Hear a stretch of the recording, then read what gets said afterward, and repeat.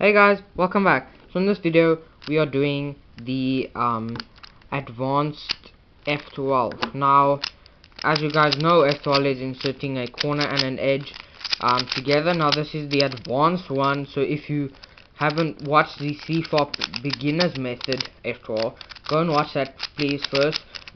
Even though if you watch beginners method but not beginners CFOP, this won't help you either. But yeah, so I'm just gonna quickly insert my cross, guys, and then we'll go on to F2L. I did see quite a big change in my cross solving recently. I was really surprised about that. So I think I got it up to like 3 seconds, which is still bad, but it's somewhere. Meaning on some of my solves, like my record of 12 seconds, it might have been quite a good solve. That cross might have been really easy. I've also been seeing a lot of improvement on my F2L. I think that was where I was really slow on. I did an F2L pair, so like for this one I do my algorithm, and then I'm like what, no, and then I suddenly get the algorithm, and then it's just all shaky, and I don't know what I'm doing, It was like crazy. I was doing like fast movements and then hovering for long, which is not what you're supposed to do. So I need to relax my solve. So I did that. I did my solve a bit slower, and then I could easily see differences and how I should do the cube better. So I've improved a lot. I think my average is actually going to go down to about 18 really soon, from 21 all the way to 18. Yes, I've been hovering. All the solves that I get above like 21 or even in the 20s, they were really bad. I thought of them as bad solves before I actually saw the time. But yeah, let's go on to your guys' F2L. Now, F2L, I showed you 5 cases for when the white is on this side and 2 top colors are matching and opposite. When the white's in the front, 2 colors are matching or opposite, or the one where it's on the top. But that was beginners, and you could have figured out intuitive ways, which is what I want you actually to do. For example, having this piece here, you could have done a U2, brought this one this way, and there you could have solved it there in the back. Sorry, I might have showed that a bit fast. Like this. So you line it up, bring it away from its matching color, then you put the corner on top, bring it back, then you just do basically the same as you would have done if you had in the front. You bring up the slot, put it in the slot, and put the slot back. You could have done that, which would be way faster than doing that. Okay, well, okay, that wasn't faster. If you had been doing this, and then I've inserted so all the way there. You see, so there's different things for this one example. You could have, I showed you guys to have an open slot in the back, and then split it like this. Where you could have, just to keep it simple, but where you could have instead have split it, you could have held it in the back and split it in the back with this, or which is the intuitive way, and then matching it, then putting it in the back, and then inserting the pair. Whereas this would actually be much more efficient. Let me just get the thing now. Here we go. No, that's not it. Where's the pair? Yeah, like this. We could have done R U2 R prime. No, sorry. R U2 R prime U prime or U R prime, which is really easy actually. Now I need to try and show you guys that again.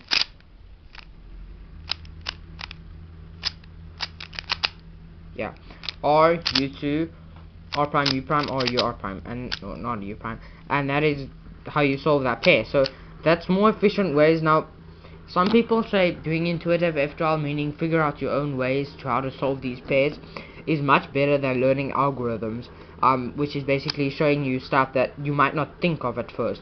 For example, actually I want to show you guys one. For this one, you'd split it, and then match it up like this, and then insert it. Whereas the algorithm that they teach you is like this. Guess there it is again.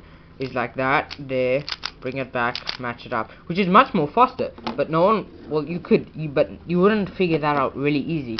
The best option obviously would be to break up the pair first and then solve it. But so I don't really know, but I think the best thing for you to do is to do intuitive F2L. So trying to find out new ways, breaking up pairs differently, inserting them in back slots, in the right slot. If the slot is in the back, inserting it like this instead of having to turn the entire cube and then insert it like that. And trying stuff with the left hand and the right hand, because it's really useful. Just trying your own things, but then later on if you get in sort of F2L and you understand it and you can do it fast without even think, okay, what am I going to do here, seeing the pair and knowing what you want to do with it to solve it, without having to think, wait, okay, I've got here, what do I do now? You need to know, I'm going to just do that and then I'm going to insert the pair. Well, you need to know what you're going to do. So after if you understand in sort of F2L and you get your own ways of doing the cube and you feel like you want to go faster, I do advise you to learn algorithms. I'll show you guys quickly my F2L algorithms that I use, that I got from Cube Skills. Most of my stuff are printed from Cube Skills. So yeah, I have some F2L algorithms for the front slot, and then for the right back slot, the left front slot, the left back slot, and then I have extra cases and stuff like that. So I use a bunch of different algorithms. Let me just get the camera right. But what I don't learn them like, oh, U2, R prime U, or whatever, you know. I don't learn like that. What I do is I see what the algorithm does, so I look at the algorithm, half memorize it, just see what the next few moves are. Then I do them really slowly while looking at what it does to that single pair when I have that case. Then I see what it does. Then I memorize basically what it does, so I understand what it does, and then I do that. So I basically make it as if I figured it out myself, so I understand how it works intuitively. So if I give you an algorithm like this, and I give you this algorithm, it goes like whatever, and then it's done, and you don't understand what I just did, it's not going to help you. But then I look at the algorithm. I don't memorize it. I can't say that if I have to. Maybe if I go really slow I can say it. But I look at what it does. So this is actually how the algorithm goes. So it goes like this, there. Then you put that corner in there, put that pair there, mash it up there in the back, bring it back, take it out the way, bring the slot up, bring it down. You see. So what I did is I looked at what that algorithm did, and I memorized what it did. I didn't memorize the algorithm. That's what makes it so easy for me to learn F2L algorithms, and why my F2L isn't that bad anymore. It's just I do it fast, and then I look for the next one where I need to do look ahead, which is the next thing, guys. You need to learn look ahead. Look ahead is basically what it says, look ahead. While solving an F2L pair, I'll actually show you an example quickly. I just want to solve this cube. Looking ahead is looking for an F2L pair whilst you're solving the one you're busy with. So I'm going to show you an example of that. So now obviously yours won't be as advanced as mine yet. You might do better than I later on, but yeah. So let's start. So basically this is going to be a bit advanced for you to understand, but I just want you to grab the concept of look ahead. So let's see, I'm going to solve this pair first. So now while I'm doing it, I'm going to look at these two pieces, because I know my algorithm for that F2L case so well that I don't need to do a lot of thinking. I can look at the pair, then I immediately know the algorithm, which is actually another thing. We'll go into that now. You need to learn your F2L algorithms. If it's intuitive now, or like I just explained about, I look at what does, not at the algorithm, but you need to know what your moves are. So for this case, you need to do 3 opposite of right algs. Otherwise, if you have to look 1, 2, 3. Oh, okay, that's what it does. That won't help. You need to know what you're doing. So I need to see this pair, and I need to know what I have to do now to solve it. Because if you don't, then you can't do look ahead. So that's why also going slow and look ahead, you have to slow down your turning speed. A bunch of people just go, I want to solve this cube fast, and then they mess up, and then you can't learn look ahead. And then you're gonna go fast, stop, look fast, and then that's not gonna help. You need to go fast and smooth. Like Felix, if you guys know Felix Zemdegs, go search him. He's like got almost all the records for cubing. Well, a lot of them. He's been 2-time Rubik's Cube champion. So this cube, he's got the world record twice while he was about just a bit older than me. 1 year older, I think, the first time, and then a few years older later. But he goes fast and he doesn't pause a lot. I think he pauses for a split second, but yeah. So you need to know your algorithm. So I know what I've got to do here. Now I'm going to start looking, while I'm going to execute this algorithm, I'm going to start looking at other pieces around the cube. So when I'm done, I immediately know these two pieces are there in the back, and I can just solve them with this algorithm here, while looking at the blue and red pieces over there.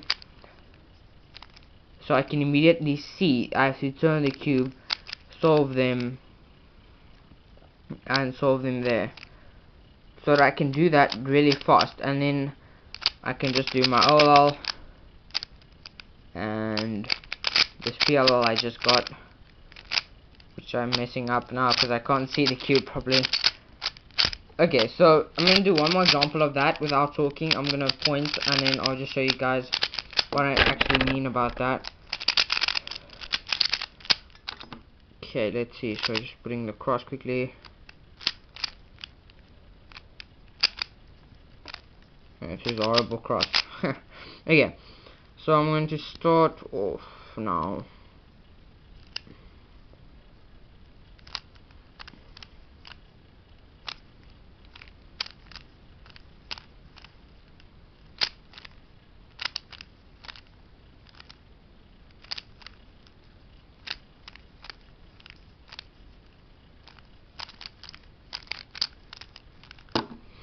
And that was a bit difficult to show you guys what I was doing, but while I was solving one pair, I was looking at how the pieces are moving around the cube and what was happening to the other pieces, so that I could what am I doing now?